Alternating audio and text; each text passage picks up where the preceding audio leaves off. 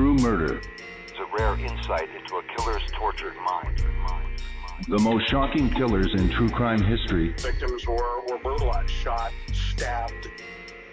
And the authors that have written about them. Bundy, Dahmer. I would also play with Yash, like if you play with Sam. The Night Stalker, BTK. Every week, another fascinating author talking about the most shocking and infamous killers in true crime history. True Murder, with your host, journalist and author, Dan Zupansky.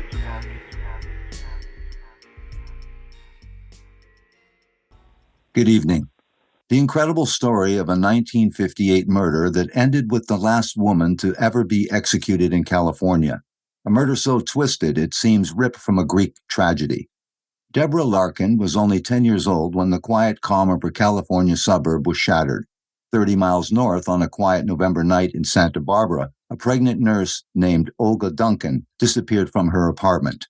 The mystery deepens when it is discovered that Olga's mother-in-law, a deeply manipulative and deceptive woman, had been doing everything in her power to separate Olga and her son Frank prior to Olga's disappearance. From a forged annulment to multiple attempts to hire people to get rid of Olga to a faked extortion case, Elizabeth seemed psychopathically attached to her son.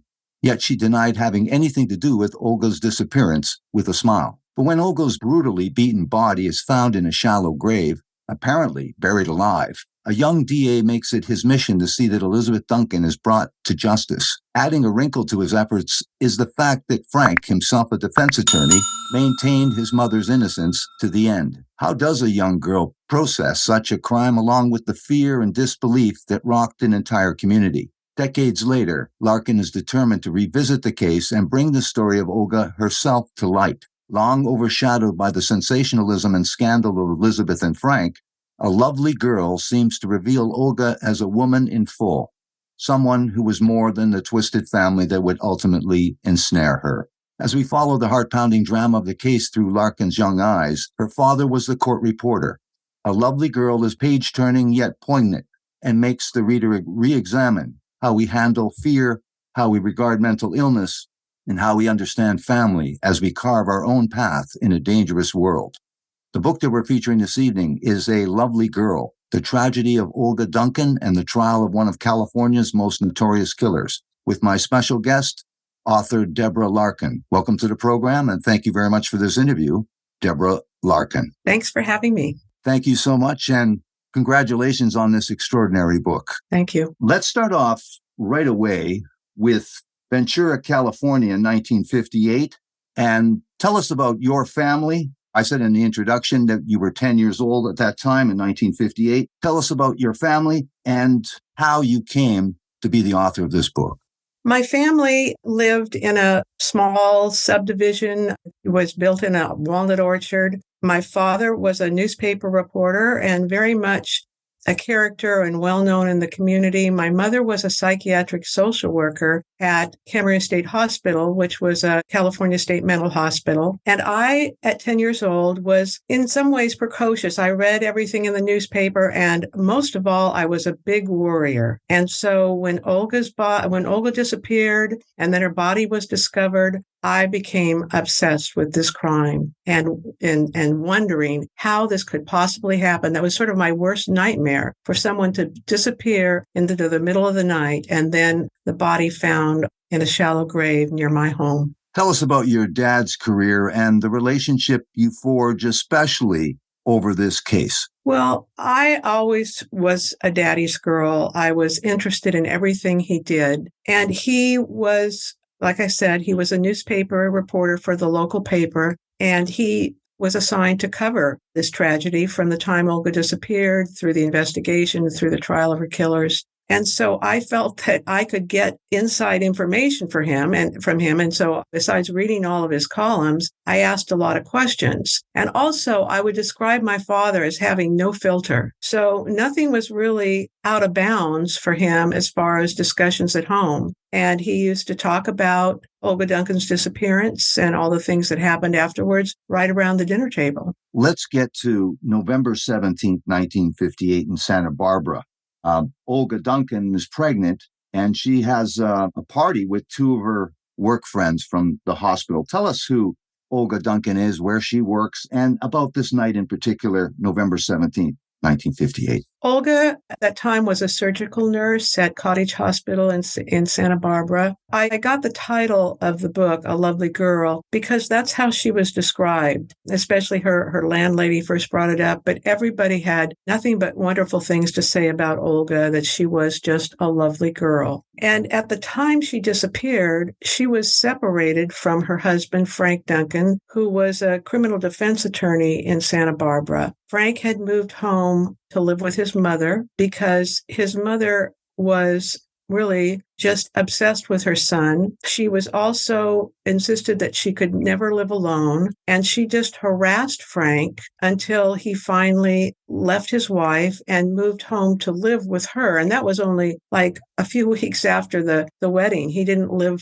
full-time with Olga for any time at all. And he also, I think he said that he thought that if he could wait till the baby was born, that maybe everything would be fine, and that his mother would be reconciled with the situation. But at the time, she harassed Olga. She said terrible things to people about Olga. She tried to get the stores in Santa Barbara to cut off any credit for Olga.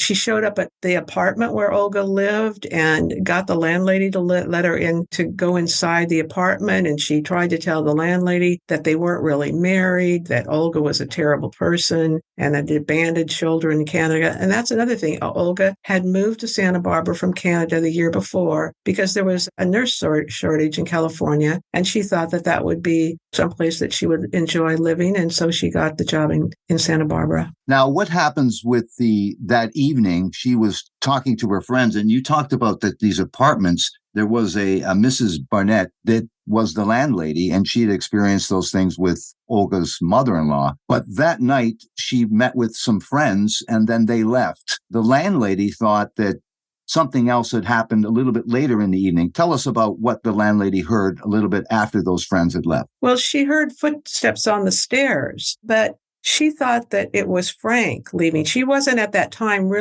didn't really realize that Frank had pretty much moved out of there because he did come sometimes to visit Olga. So when she heard the footsteps on the stairs, she just thought it was Frank going out for cigarettes, she said. And she actually mentioned this to another tenant. She also said that she thought maybe it was another tenant, a young couple that sometimes went to the movies. She thought it might have been them also. But when she talked to the tenant, they hadn't gone out at all. And so that concerned her. These nurses that worked with her were concerned. And so then there was a missing persons report. And then you introduce a couple characters, Detective Jim Hansen and somebody that's even more important character in this story, Detective Charlie Thompson. What happens? What do they hear immediately about particulars of this case? And they speak to Frank Duncan. Yes, at the first day, they were still thinking, well, maybe she just took off. Frank said that she might have done this to get back at him for not living at the house. But they also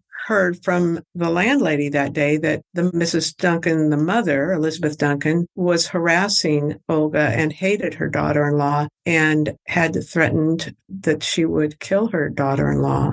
So Frank, when they interviewed him, Frank was actually there when Olga was reported missing. She was over at the apartment and talked to the detectives and told them that he thought she just, disappeared on her own and that she'd be back. But he also said that his mother never did say any of these things. So Frank was very much trying to downplay everything when Olga disappeared. He didn't feel that anything had happened to her and denied that his mother had made threats. The police found that her purse was still in the apartment.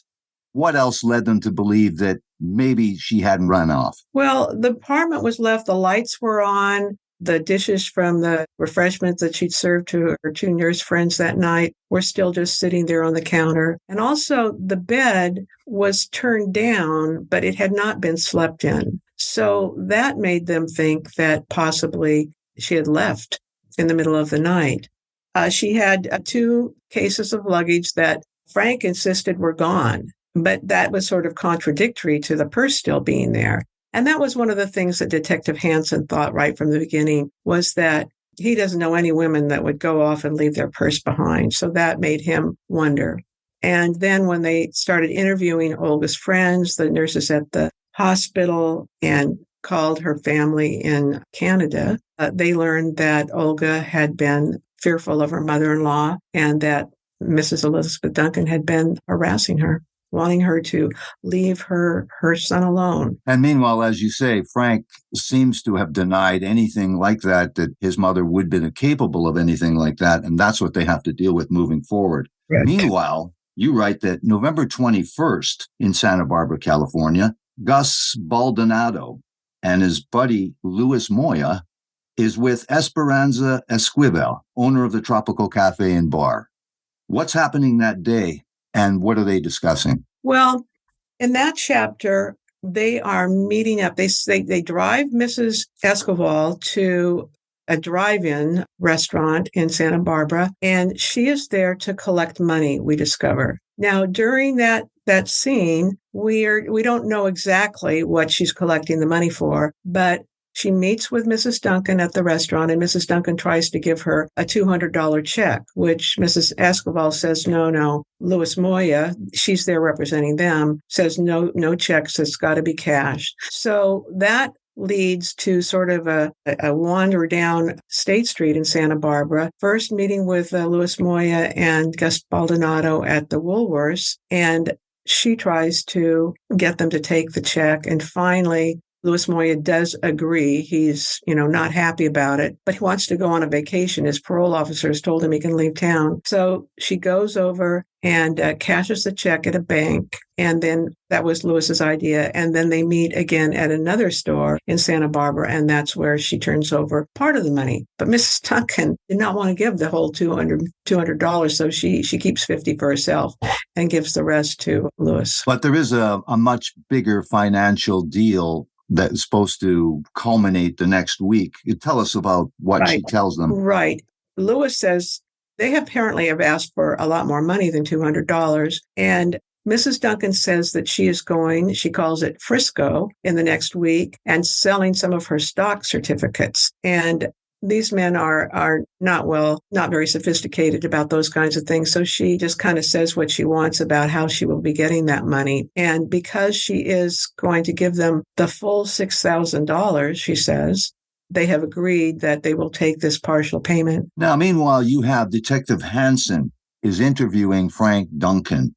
And I think he understood that Frank's mother was supposed to accompany Frank to this police station interview. And so he asked Frank, "Where is your mother?" Tell us about this interaction between them. Well, the reason why Frank is going to bring his mother to the police station is because when Mrs. Duncan got home that day after, giving money to Luis and Gus, he wants to know where that check is, because it was supposed to go to pay for a typewriter that he had bought. Mm-hmm. And she can't come up with a receipt or the check or anything. So she decides to say, she tells him that she has been blackmailed and that she had to give the $200 to these two men that work at the Esperanza Esquivel's cafe because Frank had actually represented Mr. Esquivel in a criminal case, and Mrs. Esquivel was not satisfied with the outcome. Her husband had to go to jail.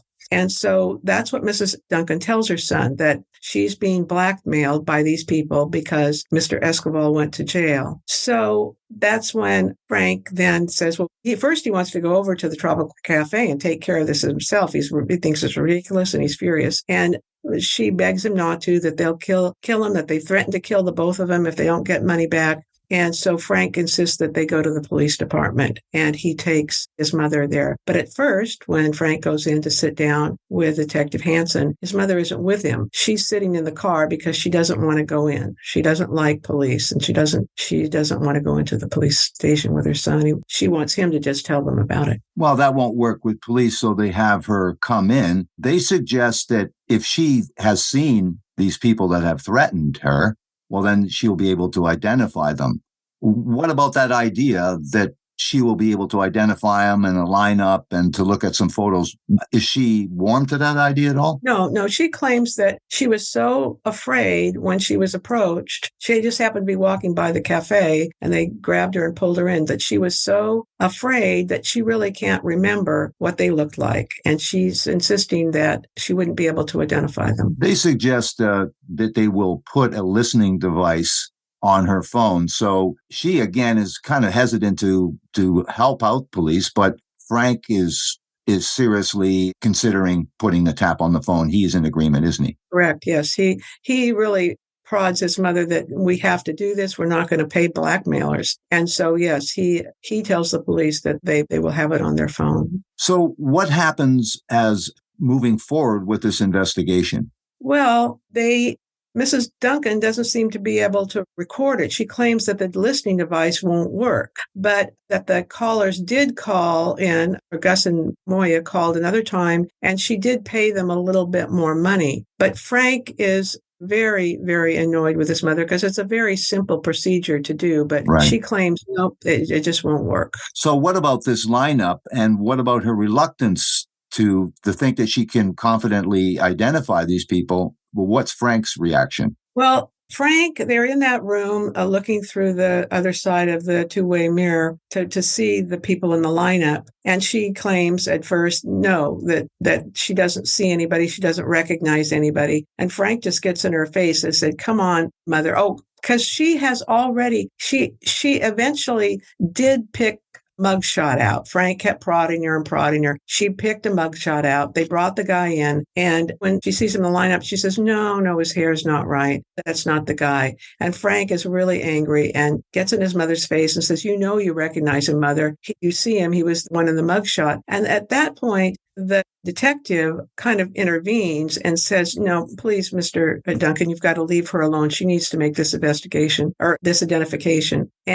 But she's still hemming and hawing, and Frank goes at him again. And this time, the detective just is quiet because he's thinking that this extortion case is not going to go anywhere. And by that time, they've already started to suspect that it is somehow linked to Olga's disappearance. So he decides to just let Frank, say whatever he wants to his mother. And so after that, she's sticking with it. She doesn't recognize anybody. And so when they leave that room and they go to a different part of the police station, Frank suggests that they should bring the number, I forget, it was number 4, whoever it was that he thinks it is, in the room for Mrs. Duncan to meet to see if she can identify him. And the two detectives talk, and this is highly irregular, but they think, well, we'll just take it and see where it goes. They've sort of given up on the extortion case.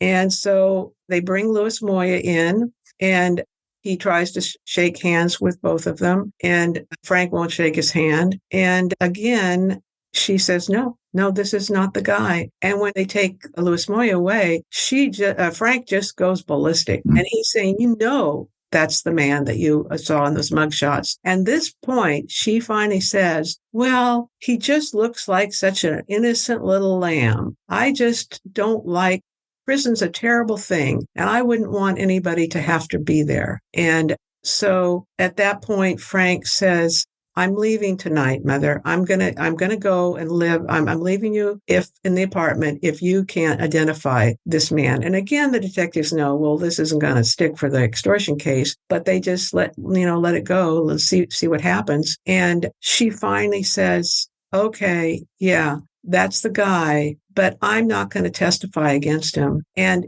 if I do, the other man is still at large, or, he's still, and he will kill us. And we should be afraid that he will kill us. So then the detectives say, okay, well, we're done investigating the extortion case. But they're, of course, realize that this is possibly linked. Those two men could possibly be linked to the disappearance because they have come to believe that Mrs. Duncan is involved in her daughter-in-law's disappearance, but they have no evidence. And so they decide to just keep moving with it in that direction. There was a woman, a very important character that is introduced, you introduced. It's an older woman. She's 83 or 84 years old, and her name is Emma Short. And she is with Betty Duncan, Elizabeth Duncan. And so the police think, well, maybe we should interview this woman. And of course, not to arouse suspicion, but when they say, we'd like to speak to your friend, Of course, Mrs. Duncan says, you don't need to talk to her. She doesn't know anything. You don't need to talk to her. So they go talk to her. What does Emma Short have to say? Well, yes, they live in the same apartment building. Emma lives downstairs. Mrs. Duncan lives in the upstairs apartment just above her. So she kind of keeps an eye on Emma. And so they decide to both go to the apartment building. Detective Hansen goes upstairs to talk to Mrs. Duncan and try to work out things with that listening device that she's having trouble with. That's just to keep her busy. And Detective Thompson goes to see Emma. And at first, she just doesn't want to say anything. She's very afraid. But she is like, I would call a sidekick. She goes everywhere with Mrs. Duncan. So she's been a witness to all that has been going on. And so finally, Detective Thompson convinces her that she needs to tell them what happened. And Emma says she's afraid that Mrs. Duncan does things to people who cross her. But Thompson convinces her that they will protect her. So they leave to go to the Santa Barbara police station to have a real interview with Mrs. Short. And little at a time when they're there, she tells them about the extortion case, that she made that up because she had to tell them something about the checks. She lets them know that there was a phony annulment that Mrs. Duncan impersonated her daughter-in-law and got another guy to play Frank, that she went to get their marriage annulled. And then when that didn't work, she started shopping around, as they've said, for someone to get rid of Olga. Now, how do they get back to Esperanza Escoval, and the names Luis Moya and Gus Baldonado come to police's attention? Well, it actually at first is not through Mrs. Escoval. I mean, she doesn't tell them the names right away, but when they see that they know that Luis Moya, who was finally identified in one of the mugshots and was in the lineup, they know that he hangs out at the Tropical Cafe. And so they decide that they're going to talk to Mrs. Escoval, who absolutely at first denies that she was upset with her husband's legal representation. There was no blackmailing, no anything. But once Mrs. Short starts to talk, she says that Luis Moya, and she can't really remember Gus's name. She calls him Gus Baldo. So then they go back and they talk to Mrs. Escoval. They bring her into for questioning after Mrs. Short has sort of spilled the beans. They bring Mrs. Escoval in for questioning, and she tells how Mrs. Duncan came looking for somebody to help her get rid of her daughter-in-law, and that she introduced them to Luis Moya and Gus Baldonado. Now, with this information, the police have to make a decision on how to conduct themselves most effectively. So many times, and in this particular case, they look for ways to arrest them without revealing what the actual charges are. In this particular case, this conspiracy to murder. Tell us how they go about that with these two persons. Well, Luis Moya was on probation. He had recently got out of state prison before he came to Santa Barbara. So he had broken some of the terms of his probation just by hanging out at the Tropical Cafe with Baldonado, because there were other ex-felons there. And actually driving a car while you were on probation was something that you weren't allowed to do. So they arrested Luis Moya on probation violations and put him in the Santa Barbara jail. And then Gus Baldonado,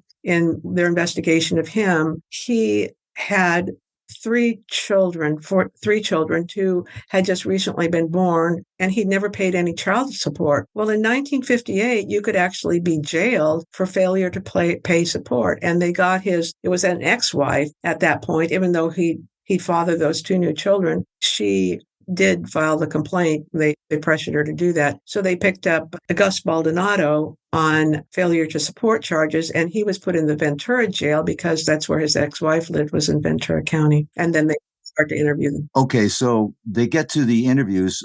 What do they realize, again, about weak link?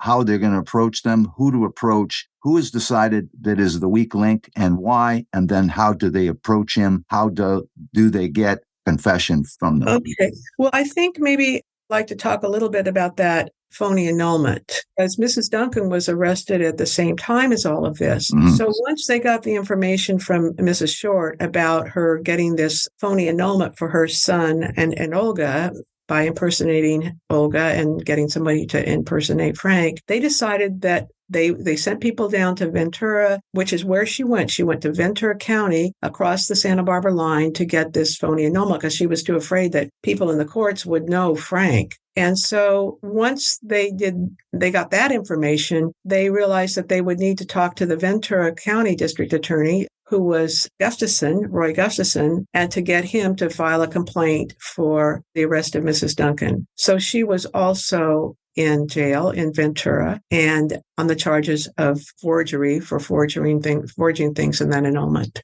So they're all three in jail. And so now with the weak link, Detective Thompson is sent to the preliminary hearing of Mrs. Duncan on this forgery charge in case he needs to give testimony, because the DA in Santa Barbara does not want Mrs. Duncan let out on bail. He's afraid at this point she is going to run if she gets out on bail when she knows they've arrested Moya and Baldonado too. Mm-hmm. And so after the hearing, and Mrs. Duncan is held over on a very high amount of bail that she wouldn't be able to come up with the money to pay, Thompson goes up to Gustafson's office and they talk about who would be the weak link. And here's where Roy Gustafson comes in. This isn't really a crime that happened in his county. He is the Ventura DA, and it happened, a kidnapping at least, disappearance was in Santa Barbara. But Roy is a very ambitious guy. He's starting his third term as the DA of Ventura County, and he's only 42 years old. He first got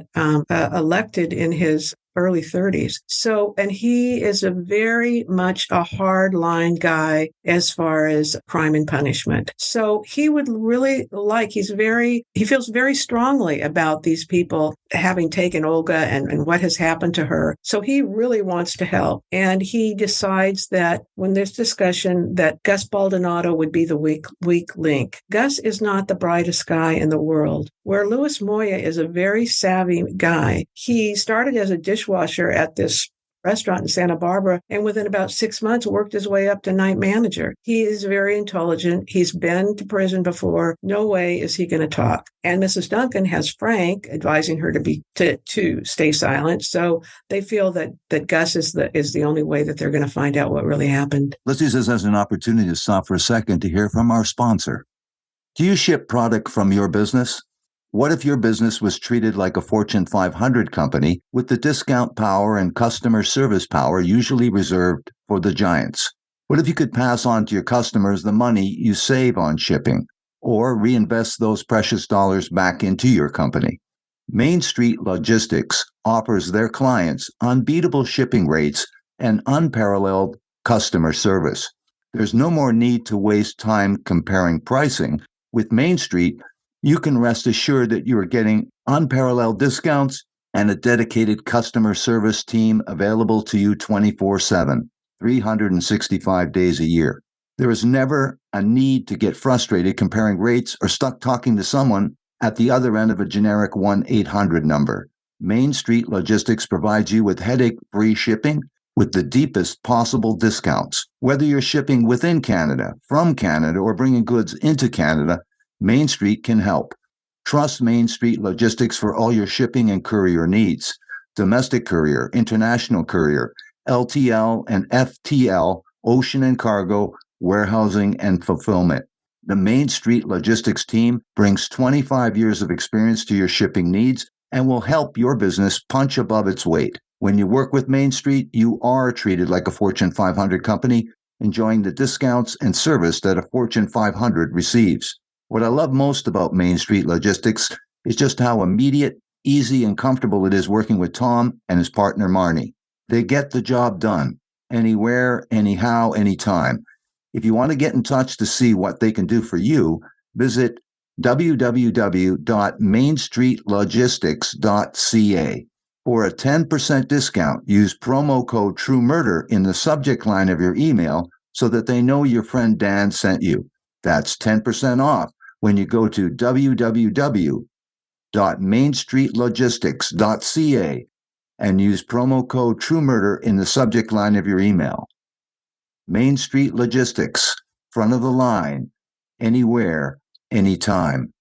Now, we talked about the weak link and all of the information that comes from Gus Baldonado And you chronicle in your book the assistance of a reverend and a pastor and these people's contribution to extracting or soliciting these confessions from these two killers. First from Baldonado, and then reluctantly, and then finally from Louis Moya as well. Let's talk about the details that the police learned through that. And as a result, you already mentioned Roy Gustafson and his need and desire to prosecute these three killers to the utmost of the law. Tell us what he finds out as well, because he is part of this investigation. He wanted to be part of this investigation to help solve this case. What did they find out from these two killers? Well, first of all, I think I'll mention that there was no Miranda warning in 1958. Right. So these men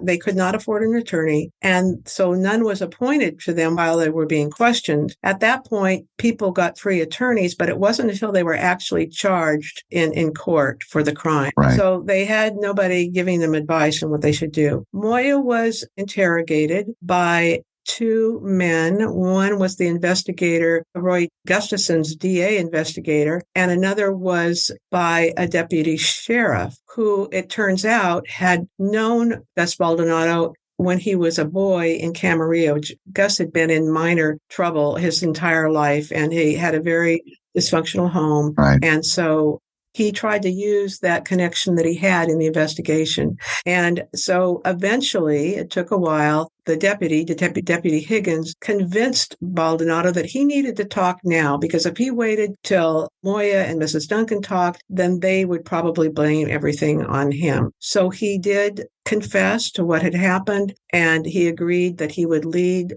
the detectives to where Olga's body was buried. And he told them that they did this because Mrs. Duncan paid them to do this. So then, once the body was discovered, that was huge news in the community. And they went up to see Moya, who is still in jail on parole violation charges in Santa Barbara. And they went up to get him because they had arranged for the parole officer that it was okay to hold him in Ventura as much as Santa Barbara. And when they were bringing him back, he'd said that he had tried to get his mother to get him an attorney, but she hadn't been able to get the money together to do that yet. But he wanted to speak to a reverend when he got to Ventura. Discussion was taking place on the drive down to Ventura. And said, that's free, right? I could speak to a reverend, somebody who has a real church. And, I think that the detective said, then you mean a priest? And he said, no, I want to speak to a reverend who has a church of his own. So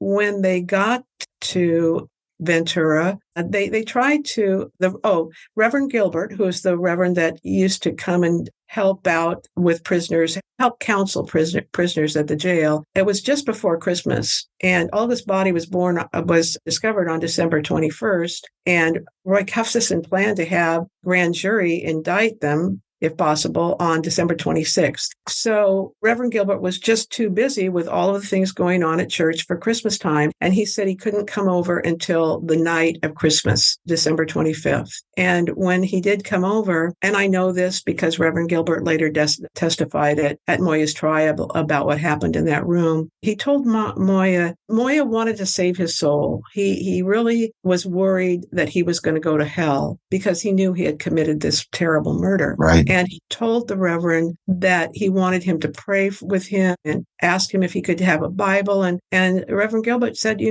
as long as you're going to lie about this to men, your soul cannot be saved. And he said, unless you confess to men, it's not good enough just to confess to God that you have committed this crime. So Moya accepted that, and the Reverend left, and he told, I guess it was Roy Higgins on the way out, the deputy, Ray Higgins, that he thought he was ready to talk to you soon. And Ray just waited around the jail, and eventually somewhere around midnight, Moya said that he'd like to talk to Deputy Higgins, and that's when Moya confessed, and he pretty much told the same story as Gus Baldonado. So Roy Gustafson, the Ventura DA, got word that night, and he started redoing his questions for the district attorney or for the grand jury. And the next morning is when they held the grand jury, and there was Moya testified, Baldonado testified, Mrs. Barnett, the landlady, all of these witnesses testified to what had happened, and the grand jury indicted. Mrs. Duncan didn't testify. And Roy Gustafson decided not to worry about that, not to call her. And Frank Duncan even testified. And of course, trying to say his mother was innocent, but the grand jury indicted all three of the suspected killers for Olga's murder. Something interesting, I think, happened as a reader. I'm a true crime. I'm interested in those kinds of things. And so I always read about current crimes in the newspapers. And I just don't think this ever happens. But what happened is the day after the grand jury, Roy Gustafson, it was his prerogative to do this, released all of the transcripts from the grand jury to the press. Wow. So as Ward Sullivan, Mrs. Duncan's attorney, said, it was like all of the potential jurors in the county reading a serialized account of what went on in the grand jury. So people all over the county were reading what Moya had said and what Baldonado had said and what Mrs. Short had said. So, and that's why Ward Sullivan, the attorney for Mrs. Duncan, tried to get a change of venue for the trial, but the judge did not grant that. We haven't mentioned that your father all along the way has been reporting on this, but also that he had some insider information within the police. Correct. Person by detective we already mentioned, Charlie Thompson. Yes. What are some of the kinds of things that your father was privy to and had information and which helped inform some of his articles as well? Well, he did have, it was a much smaller towns and the police, and there wasn't quite the boundary that goes up, I think, today between the police investigation and newspaper reporters. So I can't tell you exactly everything that he knew, but he was talking to witnesses about Mrs. Duncan, about her history. He was talking to Charlie Thompson, and Charlie didn't, of course, release all of the details about his interview with Mrs. Short. And then some of the interviews, but he was giving him things that he thought was important to the investigation of the crime and how maybe the public would be able to, if they had seen something or heard something, that would be important, and then they would go to the police. So those were the kinds of things that Charlie released. And I don't believe that Roy Gustafson, although my dad felt like he was later years almost a friend of Roy's. I mean, he was a very meticulous DA, and he wouldn't have done or said anything that he thought might have a negative effect on his ability to prosecute these killers. Now, let's talk about this incredible trial, but also along the way, you have been following this case, reading what your father has written, seeing all of the reports. This has been covered by, as you say in the trial, 30 journalists. There's TV, radio, newswire services. There is newspapers. So this is a big deal, and these are sensational headlines that accompany these stories. And Mrs. Duncan is a highly awaited person at this trial, isn't she? With her son, even though he's a witness, he is allowed to be at the trial through the entire duration, despite being a witness, and that would again is non-typical to be allowed. He sits right behind the defense table, and what Sullivan has asked for him to be allowed in court because he says that he's a vital piece of her defense. And so it's up to the DA whether he would allow that. And Roy Gustafson says, well, okay, if Frank's going to be in the courtroom, then any of my witnesses can also be in court when others are testifying. And so that was agreed to. And Frank was there the entire time. Let's use this as an opportunity to stop for a second for these messages. Now, back to the trial, Mrs. Duncan is there, this, again, vivid picture of what's going on at this trial with all these characters present. Frank comforting his mother, but his mother exhibits her demeanor at this trial is very, very interesting. Tell us some of the things that she does when witnesses testify against her. Right. She's very volatile, to say the least. And she sometimes just disrupts court and will call out that they're lying, that they're liars. She's called the DA a son of a bitch a couple of times. And at one point when she feels he's too close to her while he's asking the questions and she's in the witness box, she actually raises her hand as if she's going to hit him. But those things. Also, she can also be very charming. And so when she gets, and that's why Gustafson is trying to provoke her when he's asking her questions, because he's afraid that from the beginning of the trial, where she has been charming when Sullivan first was asking her questions, that they might think that she's just this sweet mother who maybe was too attached to her son. And she's always worried it only takes one to hang a jury. And so he's very concerned about that. And, I realize also, if you want me to discuss it now, is we started to talk about my reading of the newspapers and my really obsession with this case, because it is a true crime memoir. And I have kind of in the chapters that have to do with my family, my father wrote this somewhat whimsical column about our family that was appearing in the same newspaper as the stories of the crime that he was covering. And so I go back and forth about my concern about Olga, my worry about her and what has happened. And it's kind of a hard-nosed little girl, maybe a little like Roy Gustafson. And I think children sometimes are. There's very black and white about right and wrong.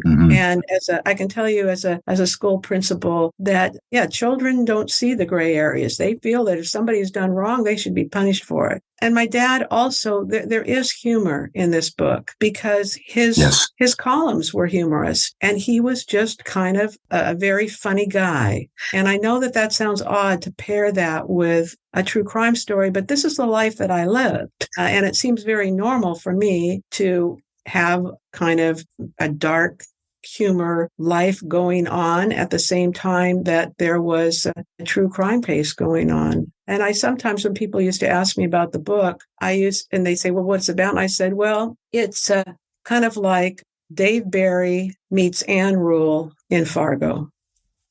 Because it's Dave Barry wrote, if some of your listeners are not familiar with him, he wrote a very humorous column that was frequently about his family. Anne Rule, everybody knows, wrote true crime. And Fargo, that movie, it was these bumbling killers. And there were parts that were almost humorous. So I think that somewhat describes the book, because there is a lot about what was going on, life in the 1950s. It was a much more innocent time, and it was really just sort of on the cusp of when everything started to change in society. It's just before the beginning of the 1960s, when President Kennedy was elected and then assassinated, and things changed during that time. And I do believe that part of what I was so taken with this crime, and it was such a pivotal moment for me to discover that she'd been kidnapped and then murdered, was that things like this didn't happen in small town America. Maybe it happened down in Los Angeles or up in San Francisco, I didn't know, but not in my very unsophisticated little community. So there is kind of a contrast between what goes on in everyday life in the 1950s and then what has happened to Olga Duncan. Back to this trial, and this is a death penalty case, again, something that California has grappled with and many states, and federally, society has grappled over the death penalty itself. In this particular case, you talk about Roy Gustafson. Their attorneys, Baldonado and Moya, approached him about the possibility of having a life sentence. Right. And what was his reaction? And let's get back to the trial and the details that Frank Duncan, the person that didn't believe his mother could hurt a chicken, apparently, the details that he gets to, unfortunately, hear about how his wife was killed. Right. Okay. Well, yes, Moya and Baldonado, who both had very good attorneys appointed for them, tried to get Roy Gustafson to agree to take the death penalty off the table. But the death penalty in 1958 was that you were eligible for parole after 7 years. And Roy Gustafson, even though that would have been unlikely, was not about to do that. He did agree to separate their trials from Mrs. Duncan if they would testify against her. And so that's why Moya and Baldonado testified against Mrs. Duncan with no assurance that they wouldn't receive the death penalty. And Frank heard, he listened to, it was when Moya was testifying, the excruciating details of how they had taken Olga out of her apartment, beat her and strangled her in the car as they drove away. The car was having car trouble, so instead of going all the way to Mexico, which was the original plan, they drove off on a road and headed towards Ojai. And there, about 6 miles across the county line into Ventura, they killed Olga and buried her in a shallow grave. And it was very detailed what Moya said about the killing, the beating her with the gun, the breaking the gun, strangling her, finally hitting her with a rock. And Frank just couldn't listen to it. He finally jumped out partway through and ran from the courtroom. And his mother was calling after him at the time. And there's a picture in the book, an Associated Press picture, that shows Frank leaning down with his hand on his head. He looks very upset. And Mrs. Duncan is sitting there looking at her son with her arms crossed and just kind of giving him a disgusted look. And it turns out, because I have the Associated Press picture, so they give the caption that this picture was taken when Moya was discussing the details of his wife's murder. Incredible. It doesn't take long for this jury, despite the vigorous defense by Ward Sullivan and his team. Right. What is the verdict? Well, and I will say Ward Sullivan insisted that this was still the extortion, that these men were trying to get money out of Mrs. Duncan to pay back Mrs. Escobar. Sure. So the jury takes, I believe it was 3.5 hours into a guilty verdict. And a death penalty. And then the trials of Baldonado happened shortly after, and Moya as well. There's the same results, death penalty. Right. Well, they had already pleaded guilty because obviously when they testified. So it was just over the penalty phase. Yeah.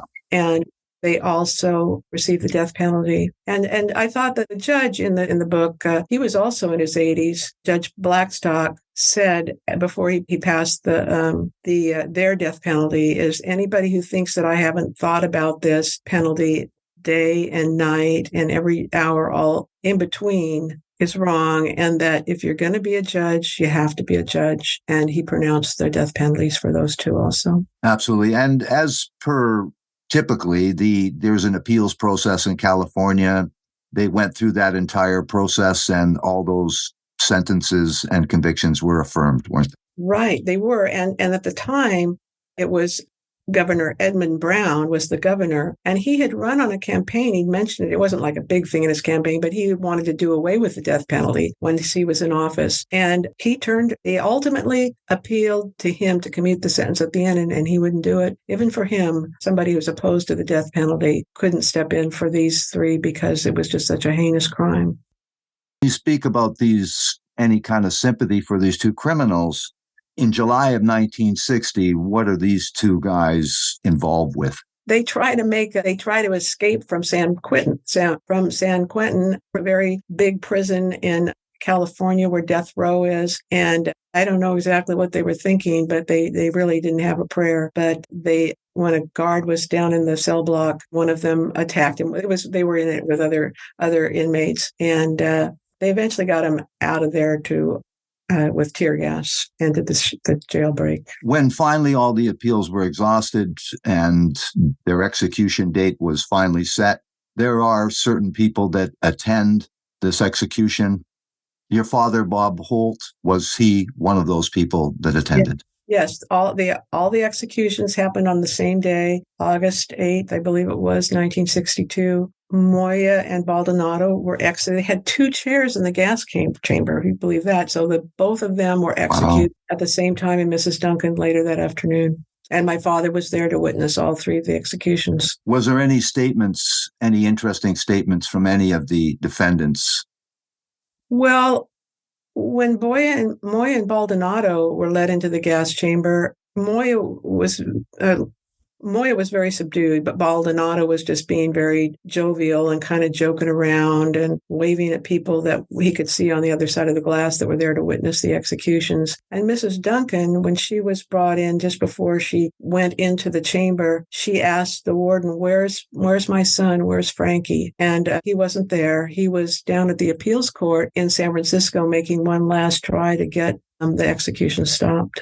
Now, this book, you say, is a tribute to your father. Tell us a little bit about the effort to put this book together and that tribute to your father. The effort to put this book together, it took me 9 years, obviously not constantly writing, but I tried to write it in a number of different ways. At first, I thought I was going to fictionalize the story, but that just didn't work. It was stranger than fiction. Right. So, but I had all of these transcripts. There's 5,000 pages of trial transcripts. Yeah. And I also had an unpublished account written by Roy Gustafson that I was able to look at to give me insight into the trial. Mm-hmm. So a lot of what you see as far as dialogue in the scenes, I got from the transcript. So these people actually said these things, both in the trial, and then I got some of the stuff from I decided not to write about the grand jury, just the results, but there was a lot of testimony in the grand jury that I could use so that what the people involved said was authentic, that these were words that they'd actually said in court, right, or that they had given in a newspaper story. And a lot of them were interviewed for newspaper stories. And so you write near the end, or at the end, you say that this book was an idea that your father had, but he just never got around to it. Right. He was always he said he was going to write an account of the Duncan case. That's what he referred to it as, the remarkable Duncan case. But, I thought of writing it in just a straight true crime at the beginning, but it's very complicated, and it's